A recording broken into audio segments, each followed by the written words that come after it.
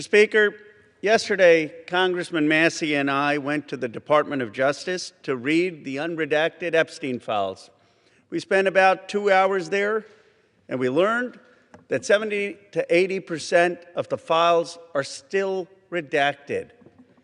In fact, there were 6 wealthy, powerful men that the DOJ hid for no apparent reason.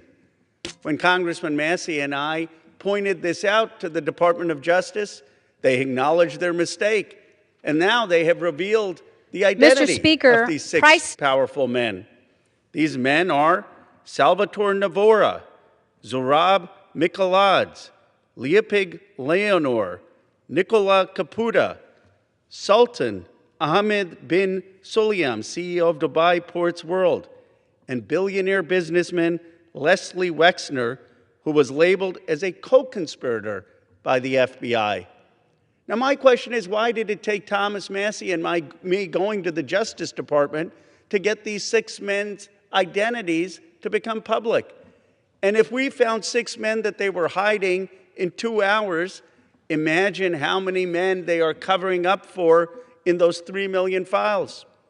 But the story gets worse.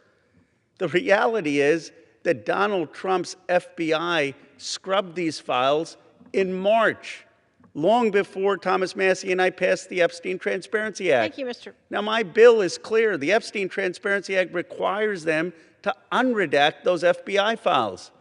And yet the Justice Department said to me and to Congressman Massey, we just uploaded whatever the FBI sent us. And guess what? The FBI sent scrubbed files. That means the survivor's statement to the FBI, naming rich and powerful men who went to Epstein's island, who went to his ranch, who went to his home and raped and abused underage girls or saw underage girls being paraded, they're all hidden. They're all redacted. It's a little bit of a farce.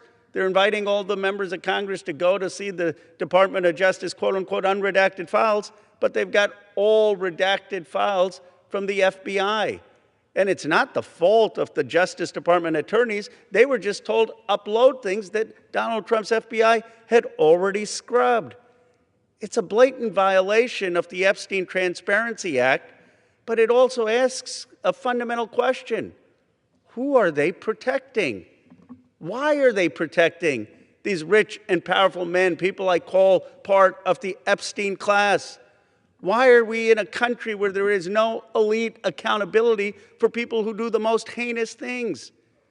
You have in England the king now calling for an investigation and possible prosecution of his own brother.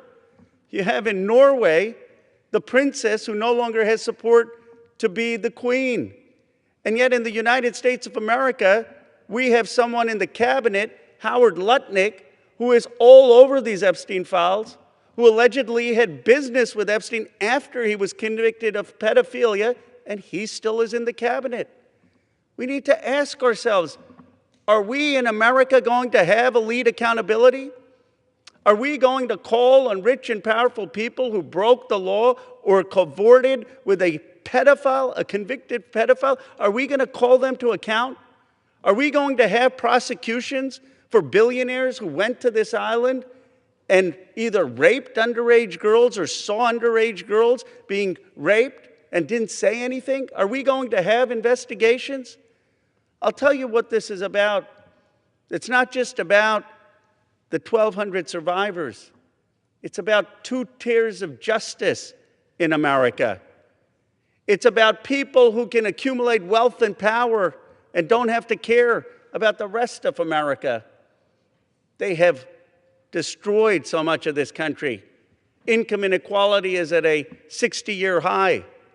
Workers' salaries are less than they have been for 75 years as a part of GDP. Somehow this country seems to be working for the rich and powerful, but it's not working for ordinary working-class Americans. I say enough.